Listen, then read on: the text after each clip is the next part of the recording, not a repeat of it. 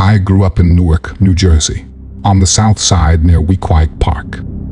It's a rough area, no sugarcoating it. Streets cracked and littered, old brick buildings sagging with age, graffiti on every block. People around here are tough. They have to be, but even in a place like this, what I saw one night still makes me feel cold when I think about it. It was a hot summer night, the kind where the air feels heavy and sticky even after dark. I was walking home from a friend's apartment, cutting through the side streets to avoid the main roads where people hang out late, drinking or looking for trouble. The streets were unusually quiet that night. As I crossed an old playground, I noticed something strange. There was no sound. No cars in the distance, no laughter from the open windows, no dogs barking. Just silence. I stopped walking and looked around. The moon was half full, casting pale light across the cracked pavement and rusted swing sets. That's when I noticed movement near the edge of the playground, where the shadows were thickest. At first, I thought it was a large dog rooting through the trash, but then it stood up. Not on 4 legs, on 2. This thing rose up tall, its back hunched, arms hanging low with claws at the tips. It was massive, easily 9 feet tall, with sleek black fur that rippled in the moonlight. Its head was long and hyena-like, but the eyes, those were the worst part. They glowed faintly, bright red, locked straight on me. My heart felt like it stopped. I stood frozen, breath shallow, trying to convince myself I was seeing a trick of the light, some weird shadow. But then, it took a step forward. Its claws clicked softly against the pavement. I backed up slowly, trying not to make any sudden moves. My body was screaming at me to run, but some small voice in my head said no. Must have been my guardian angel watching over me, telling me to stay calm. The creature tilted its head, almost like it was studying me, trying to decide what I was. Then it let out a low, guttural sound, halfway between a growl and a rumble. I turned and ran. I tore through the playground, sneakers slapping against the ground, lungs burning as I sprinted across the street and down the next block. I didn't stop until I was 3 blocks away, bent over and gasping for air. I looked back, but there was nothing. Just the dark, empty street behind me. The next morning, I went back to the playground. I don't know why, maybe to prove to myself it was all in my head. But when I got there, I found deep scratches gouged into the old metal slide. Huge, jagged marks, too big for any dog. That was only the start. Over the next few weeks, people around the neighborhood started whispering about strange things. Someone's trash cans were smashed apart, not just knocked over, but shredded. A local man said he saw something tall and dark jump the fence near the train tracks, moving fast. A woman down the street claimed her pit bull refused to go outside at night anymore, just growled at the back door. Nobody wanted to believe it, but the signs were there. One night, I heard it again. I was lying in bed, window cracked open to let in some air. Around 2 in the morning, I heard something outside. A slow scraping sound along the side of the building. I froze, barely breathing, listening as the sound moved past my window and down toward the alley. I gathered the courage to peek through the blinds. At the far end of the alley, under the glow of a dim security light, I saw it. That same massive figure, hunched and shaggy, claws glinting in the light. It turned its head slowly, and even from that distance, I could feel its gaze. I ducked away from the window, heart racing so loud I could hear it in my ears. The next day, I bought locks for every window, even the small ones. I started carrying a knife, though deep down, I knew it wouldn't matter. Whatever this thing was, it wasn't something you could fight off with a blade. Weeks passed, and the sightings continued. Someone claimed they saw it on top of an abandoned building, crouched low on the roof. Another neighbor swore they heard it howl late at night, a sound that chilled them to the bone. I stopped walking at night. I stopped cutting through side streets. I even stopped going out after dark unless I absolutely had to. Some people think monsters live out in the wild, in deep forests, or lonely mountains. But I'm telling you, they can live right here too, hiding in the cracks of the city, slipping between the shadows where nobody thinks to look. If you ever find yourself walking through Newark at night and the street goes too quiet, trust your instincts. Get inside, lock the door, and wait until morning. Because whatever's out there in the dark, it's not afraid of us. I live in Dallas, near the Bishop Arts District, an area that's been booming with trendy restaurants, coffee shops, and expensive condos. My wife and I moved into a townhouse last year, right on the edge where the newer developments meet the old, run-down warehouses and abandoned lots left behind when the industry shifted. I always thought the rougher parts gave the neighborhood some character, but after what happened 2 months ago, I see it in a different light. It was late on a Thursday, just after midnight.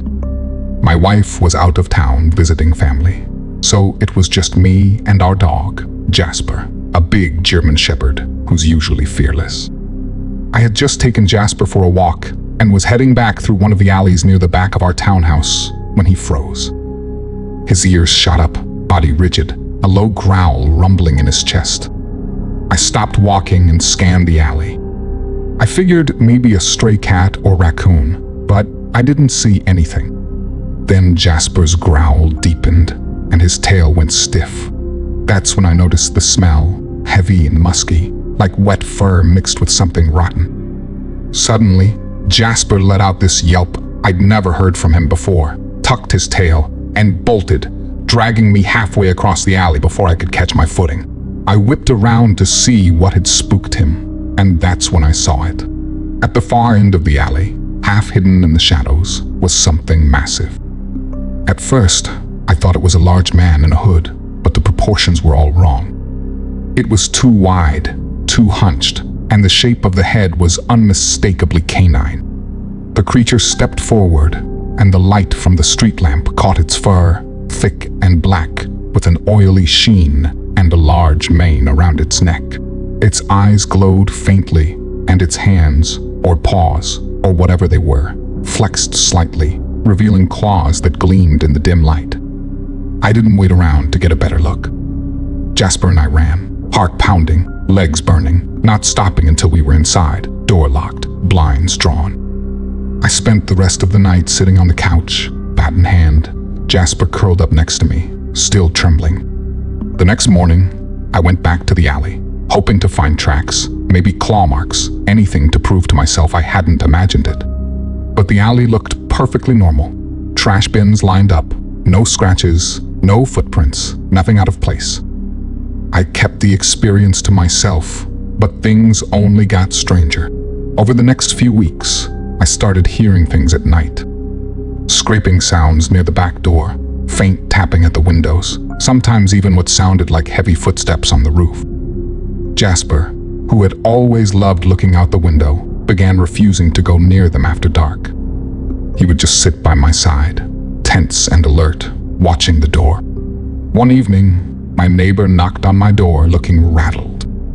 He asked if I'd seen anything weird lately. I tried to play it cool, asking what he meant, and he told me his security camera caught something strange the night before. He showed me the footage, grainy and dark, but clear enough to see something large moving on 2 legs between the dumpsters. It paused for a moment, turning its head toward the camera, and even through the low resolution, you could see the glint of its eyes and the shape of its long snout. Neither of us knew what to say. He laughed it off nervously, blaming it on a prank or someone in a costume, but I could tell he didn't believe his own words. A few days later, one of the old warehouses at the end of the block burned down. Nobody knew how it started. Some folks blamed squatters. Others thought maybe it was just old wiring. But when the fire crew cleared the site, they found deep gouges in the concrete floor, as if something had been tearing at it with claws. Since then, the neighborhoods felt tense. Jasper still refuses to go near the back alley, and honestly, I don't blame him. I avoid it too. I used to cut through it all the time, but now I stick to the main streets, even if it takes longer. I don't pretend to know what I saw that night, but I know it wasn't a regular animal, and it sure wasn't a person. It was something that wasn't supposed to be here, moving through the shadows between our homes. And whether anyone else wants to admit it or not, I think that burned warehouse wasn't just an accident. I think something got disturbed, and it's still out there, somewhere close, waiting for whatever it's planning next. I live in Calgary, right near Nose Hill Park. It's one of the largest urban parks in Canada, a wide stretch of grassland and hills, right in the middle of the city. Most people use it for walking their dogs or jogging, and even at night, you'll see folks cutting through it to get to the nearby neighborhoods. I was one of those people until something happened that made me stop using that path for good. It was late October, cold enough that you could see your breath. I had stayed late at a friend's house, watching a game, and decided to walk home, cutting across the southern edge of Nose Hill. It was around 1 in the morning. The park was mostly empty, the lights from the city glowing in the distance, the hills casting long, dark shapes under the moonlight. I wasn't scared. I'd done this walk 100 times. About halfway through, I noticed something off. The wind, which had been steady all evening, suddenly stopped. The grass around me stilled. The usual sounds of distant traffic and dogs barking from nearby houses faded out, leaving only this dense, pressing quiet. That was when I heard the crunch of footsteps on the gravel path behind me.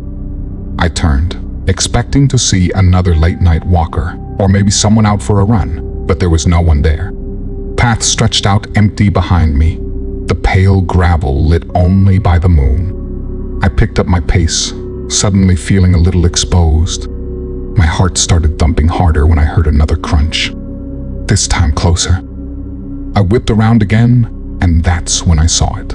About 15 feet away, partially hidden by a cluster of trees, stood a figure.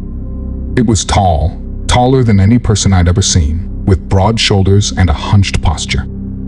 Its body was covered in thick, dark fur, and its face was unmistakably wolf-like.